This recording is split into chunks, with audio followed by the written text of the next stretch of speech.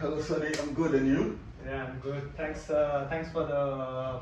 your time for doing this interview, man. And thanks for having me on your channel again. So how are you feeling today? I'm okay. It's summer and the sun is out, so it's a bit different from what you're usually used to in Paris of cold weather and all that. So yeah, it's good. All right. So I'm directly gonna shoot you some questions. What I would actually want to know for some of our new viewers, like, can you give your quick, what do you say, quick introduction? My name is Emmanuel, as you know from the previous video, and I'm a tech digital marketer. Been doing this for almost more than 8 years now. Have experiences in fintech, blockchain, and AI tech marketing. So, in summary, that's who I am. All right, that sounds great. And so this is quite controversial question. So why did you choose France in general? Because we go to studies in maybe in US or maybe in UK because it's an English-speaking country and there's like better opportunities to get English-speaking jobs rather than coming to France.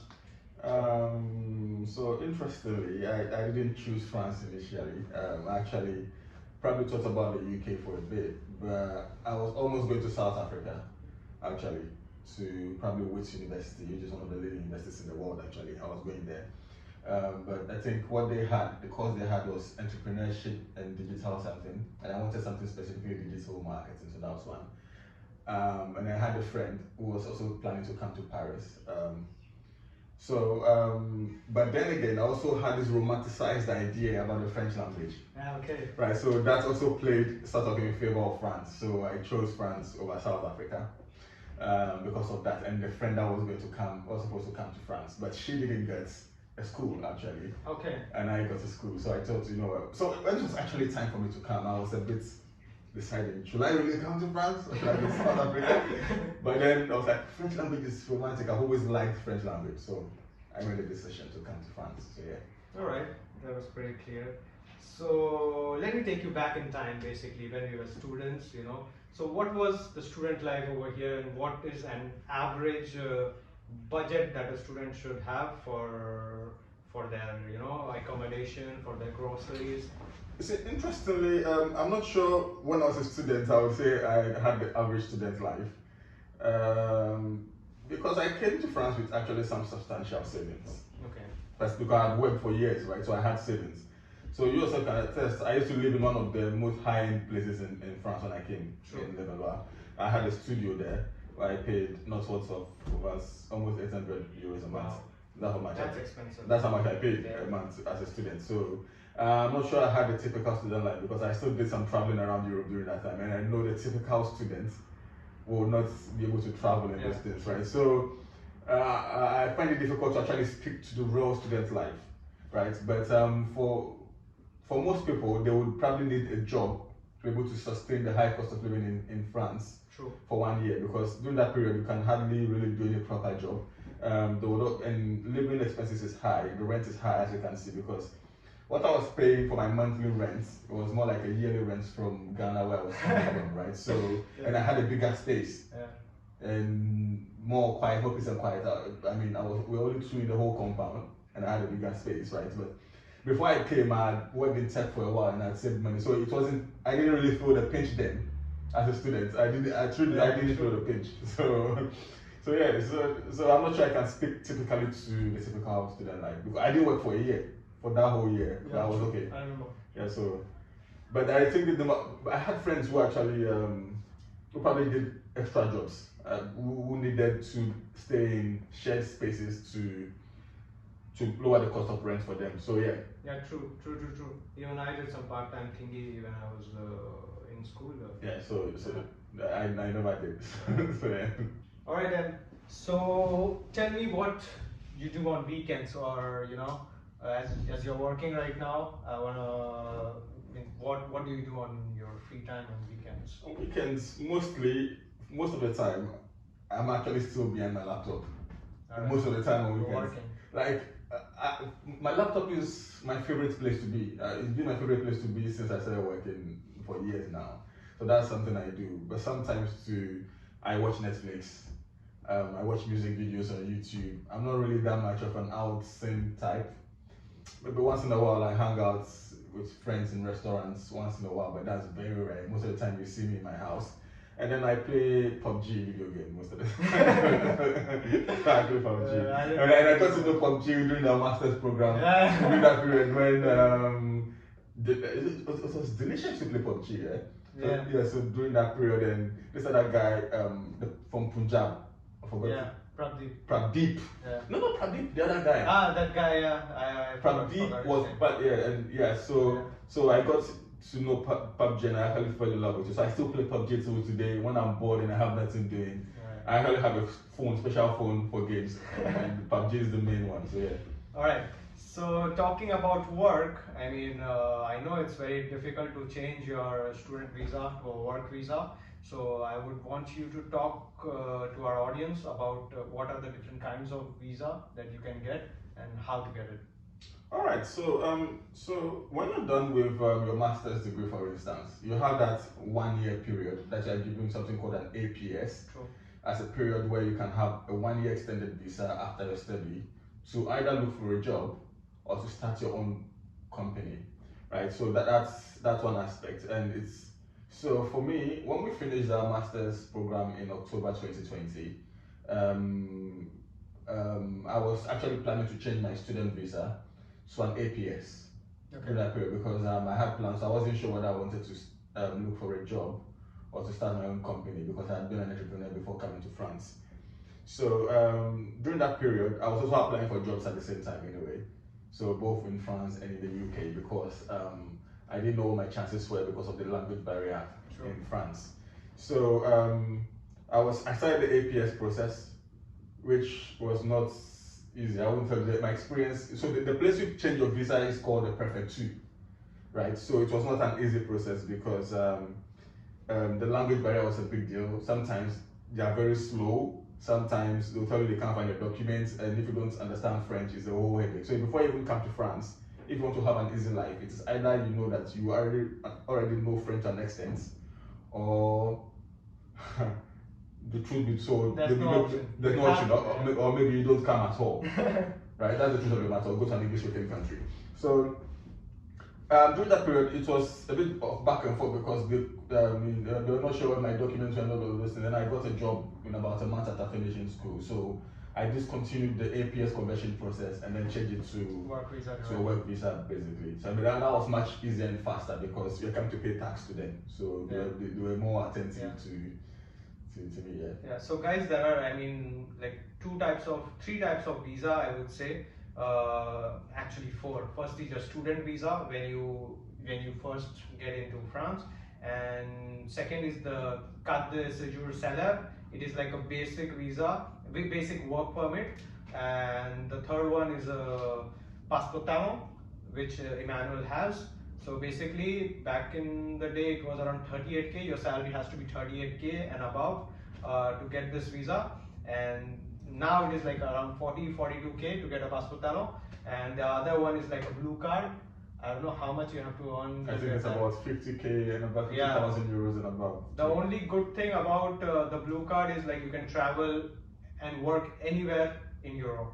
No, but once you live in any country in Europe, you can go to any other country in Europe, either as a student, no matter the kind of visa. Yeah, but if you get a blue card, you get direct access to work. So that's the only difference. You don't have to apply for a work permit again. Yes, so the blue card gives you easier way to work in other countries. True. But you can still visit any other country as a tourist in the Schengen zone. Yeah. So yeah. But yeah, I kind of like the idea of passport talent because when you apply for a carte de séjour salaire, which is like a basic salary job, it takes a lot of time. I have friends which it took them around like 3 months. But with passport talent, it's fast, and if your company is great, sometimes it can be long. I have one of my friends who is still waiting for his passport talent, and it's been like 7 months. Yeah. 7 months. So another trick. So the thing is, the administrative processes in France generally is usually a long, laborious process. But the trick is, most of the time, it depends on the area where you live. Yeah, true. It's not even about where your company is. So the area where you live is where the perfect to the office is. So if you live in an area where there are so many people, there's a high chance that your processes will take longer. True. So it is sometimes smart to live in an area where there are fewer people. True. So they don't have too many files to deal with. Yeah. Right? So most people don't like to live in the outskirts. They like to live in the center of Paris and blah, blah, blah. For me, I don't like to live in the center of Paris. Me too. So, so for one, there are too many human beings, and two, it's more quiet and more peaceful outside. Exactly. And the process rent is lower than center of Paris, and then the processes for administrative stuff is actually faster for you. But most people don't see that. So you have to be smart to know that, okay, you have to be deliberate about where you live also, because that also determines your visa processing way, and even sometimes your approval process. Because if they see too many documents, they might be tempted to not, when they see very few documents. True. So yeah. Alright, so talking about work visa, so what is like to work in Paris? I mean, you've been like in this digital marketing space for in Paris, I would say, for the last 3 years. And tell me your experience about working in a tech company. Alright, so I'm practically worked in tech company almost all my life, so that's the best way I can. That's what I can give more insight into. So I mean, it's generally okay compared to places where I've worked, companies where I've worked that are more Anglophone or English speaking. Obviously, the salary is about half or 3 times less than what you usually receive, right? So that's one. So I think it doesn't pay as much as other places. That's one. Two. They claim there used to be this perception that there's a work-life balance in France, but there's none. I won't lie to you. There's actually no work-life balance. Sure, I agree. I won't lie to you. And three, so I've been working in the tech space for give or take more than 8 years. Almost all the roles I did, including the companies I started, was fully remote. But something I noticed about French tech companies is that they don't understand the concept of full remote. Yeah. That's the thing. Yeah. Even for jobs that you can actually do full remote, you sometimes sort of have to come to the office regularly. So if you're somebody who find it a bit stressful to have to commute frequently, I'm not too sure how you probably have to adapt to that situation. So those are some of the differences you have. And but working in the tech space, depending on your role, sometimes you don't need the French language. Yeah. Right. So if you're mostly behind your laptop and all of those things, you might be able to go work easily with English language, or mostly English language, because most of the time most people in the tech space actually can speak English, right? So that's one. But some roles too, you might need to speak some bit of French to be able to survive, even if you don't need French in your work. To live in France generally, you need to know some French, because you have to go talk in the bank. If you have a car, you have to talk at the mechanic workshop. You know, all of these things, administrative processes, you actually have to speak French all through. And so that's interesting, because I mean, it's a no-brainer. You have to learn French, because even if you are working in a coding space and stuff like that, but your colleagues will be French. To mingle around them, to have part in discussion when you're having lunch and stuff. So it's very important. I mean, and I think if you keep those efforts on, I think you can reach that. Yeah, but it's a long way. Yeah, it's a long way. So if you're somebody who is in a hurry to have fast career projection and you don't have French as a basic language, it's not a good idea. It's not really. You will probably have to rethink it and go to a place where you can be. But if you don't mind learning a new language and you have a romanticized idea of what the French language is, like I used to have, then maybe you want to try to. But I will tell you this: the fact that you're in France does not mean you easily learn the French language. The French language in itself is not a simple language. Exactly. It takes a lot to be able to understand idioms, even the nuances, and expressions. Even when you understand what is being said, replying back, composing it back in your head to say it out. Yeah, that's what I find it difficult. And sometimes when I speak to my colleagues and stuff, I was not expecting this kind of reaction. But they tell something which I was not ready, and I don't know how to respond to it. Exactly. But it is not something like something offensive or something, but it's their culture. Like sometimes they will say, oh la la. So I don't know whether it is like good oh la la or bad oh la la, So and all these expressions, like they will say sometimes when I go talk to a developer something where I want to put in some scripts and something, and which he has no idea, they won't directly say, all right man, I cannot do this, I don't know much about it. They will usually they would say, all right, maybe this one, maybe that one. That's not a clear picture. All right, I can do this or I cannot do this, and that's a difference that I personally see. So as I said, you'd have to, truth be told, you have to have had some almost advanced level of French to function fully in France. So coming on to that, I mean, we'll move on to the next question about. Could you like to give some tips about someone who is planning to move to France? Well, it depends on how you want to move to France. If you want to move to France as a student, obviously you probably, and you don't speak French, the advice is to be able to pass your course. You choose a course that you can do in English, or else you might fail your courses because French is not easy. Yeah. So that's one. No, most of the people would choose English as a and course. To advise you to actually take like 2 years continuous Alliance Française if you have Alliance Française in your country to learn some French. I think Alliance Française is in almost every country. To learn some French, invest time to learn some French before you come. Right, that's one for me. And two, if you're coming as a worker, that's even easier for you because if you so the best way actually to come is already have a job that you are coming to. True. That way, you are coming straight to earn a salary. At least your job will take care, HR will take care of some things for you, administrative processes, so you don't have to stretch through all of those things. I actually know people who have been working in France for like 10 years that got their job directly from wherever they were and came for 10 years. And they can't speak one word of French, a full sentence of French, because the work they do is fully shielded on them. Right? Sure. So that's actually the best way. But if you actually want to come and immerse yourself in the French culture and whatever, you have no choice. You have to learn French. True. Right? So it's very important. For me, I think that's the greatest barrier, the language. All right. Really. So what tip you would give to the fellow person who is coming to France, who wants to, find a job, let's say part-time, let's say full-time? What advice would you give?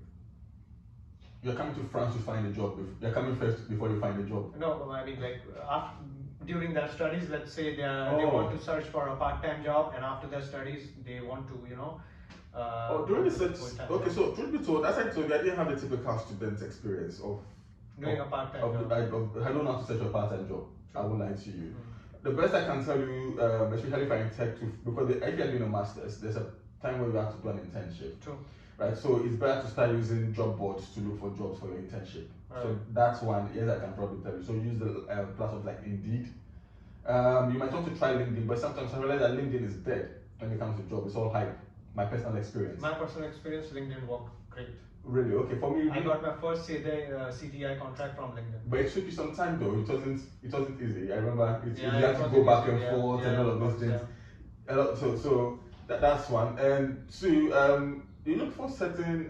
So there's the French Silicon Valley called Station F, which France set up somewhere in 2018 or 2019 to be able to improve the tech sector in France to battle the likes of the UK and the US Silicon Valley.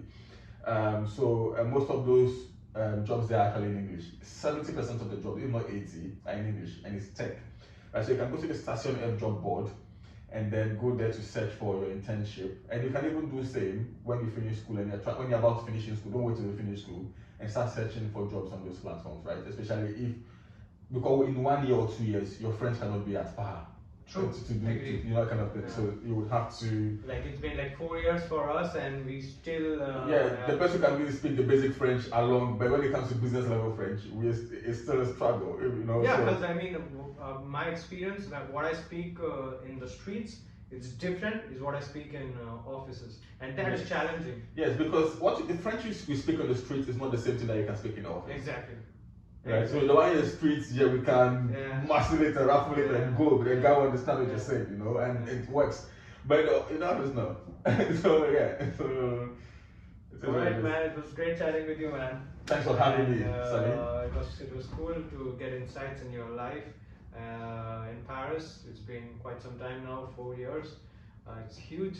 And, it's been a lifetime. Yeah. So thanks again, man. Thanks for having me. All right.